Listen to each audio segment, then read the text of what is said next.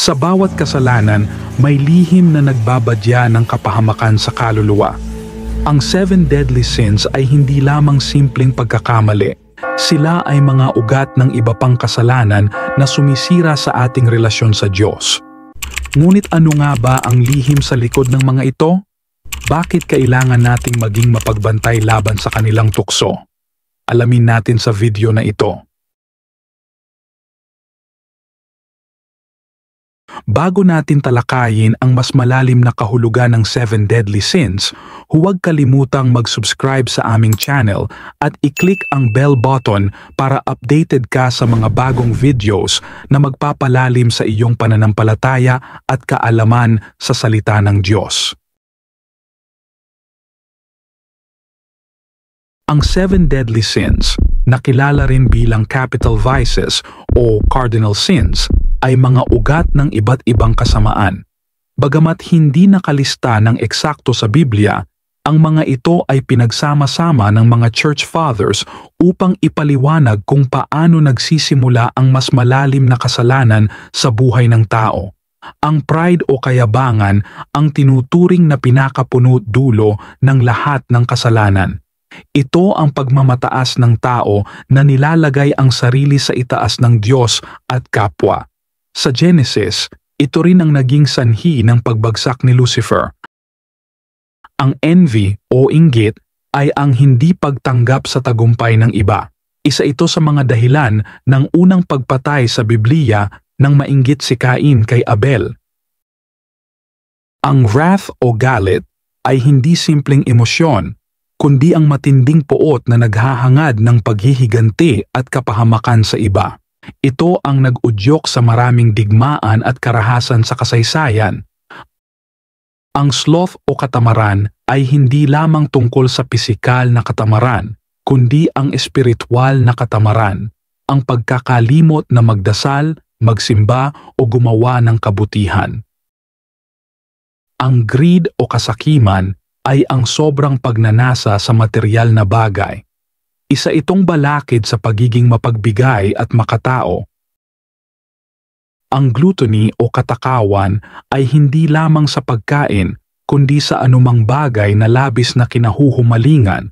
Labis na pagkonsumo ng anumang bagay ay humahantong sa pagkasira ng sarili at ng ugnayan sa Diyos. At ang lust o pagnanasa ay ang labis na pagnanasa sa laman. Isa ito sa mga kasalanang malimit na nagiging sanhi ng pagkawasak ng pamilya at sarili. Ang 7 deadly sins ay hindi basta-basta lumilitaw sa buhay ng isang tao.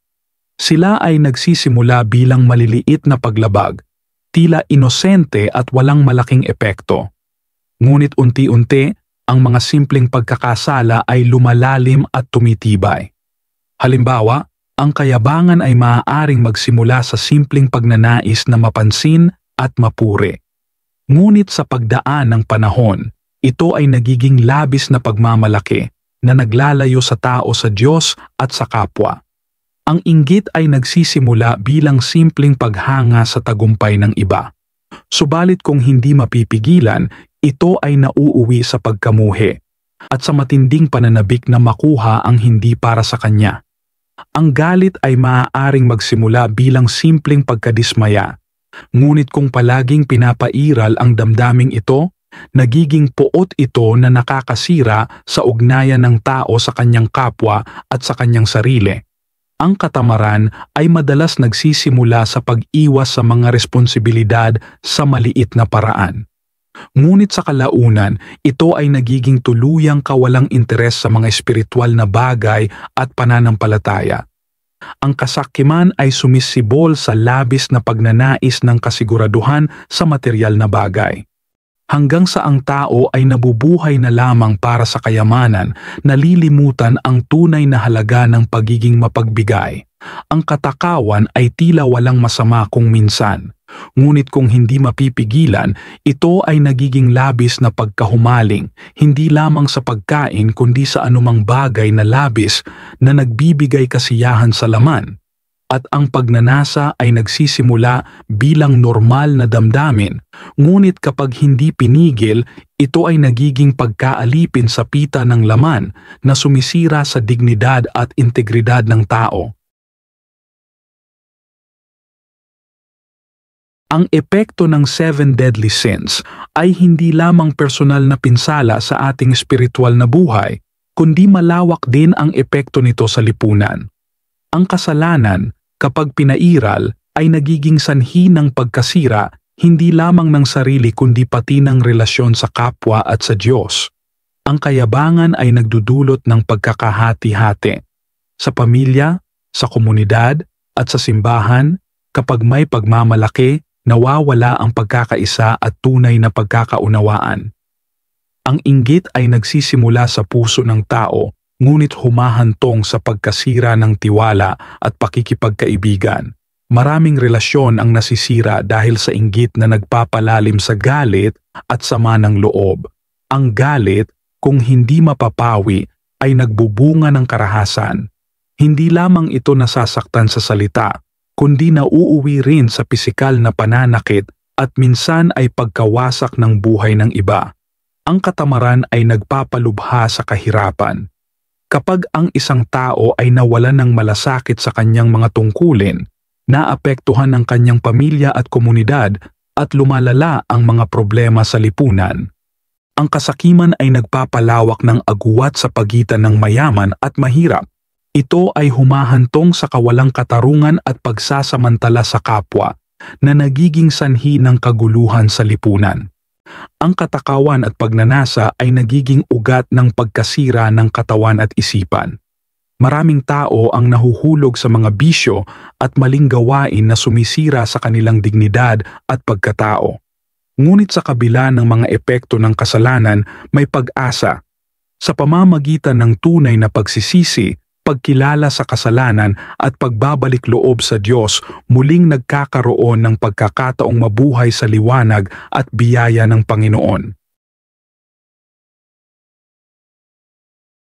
Ang una at pinakamahalagang hakbang upang malabanan ang 7 deadly sins ay ang pagkilala sa ating kahinaan.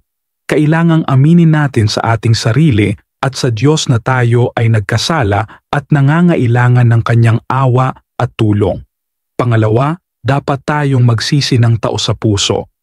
Ang tunay na pagsisisi ay hindi lamang paghingi ng tawad, kundi ang pagtalikod sa kasalanan at pagpili ng bagong landas patungo sa kabanalan. Pangatlo, mahalaga ang panalangin sa araw-araw.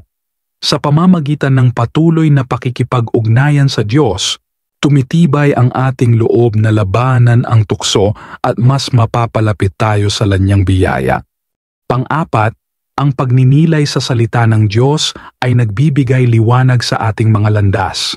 Ang mga turo sa banal na kasulatan ay nagbibigay gabay kung paano mamuhay ng may kabanalan at iwasan ang kasalanan.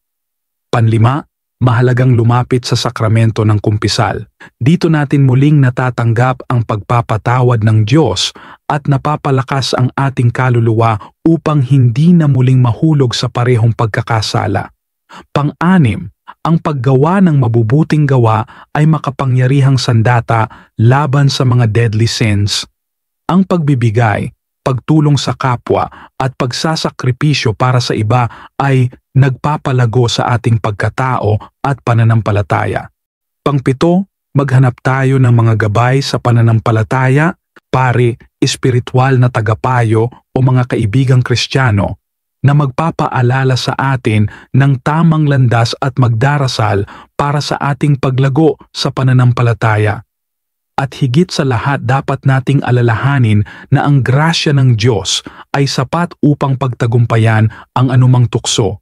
Sa pamamagitan ng Kanyang pagmamahal at awa, makakamtan natin ang kalayaan mula sa kasalanan at makapamumuhay tayo ng may kabanalan.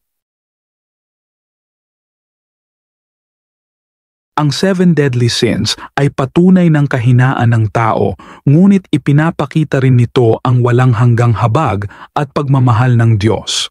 Sa kabila ng ating pagkakasala, laging may pagbabalik loob at bagong simula sa piling ng Panginoon. Tayo ay tinatawag na mamuhay sa kabanalan, magbantay laban sa tukso at maging halimbawa ng pag-ibig at katapatan sa Diyos. Sa kanyang biyaya, mapagtatagumpayan natin ang mga pagsubok at makakamtan ang tunay na buhay na walang hanggan.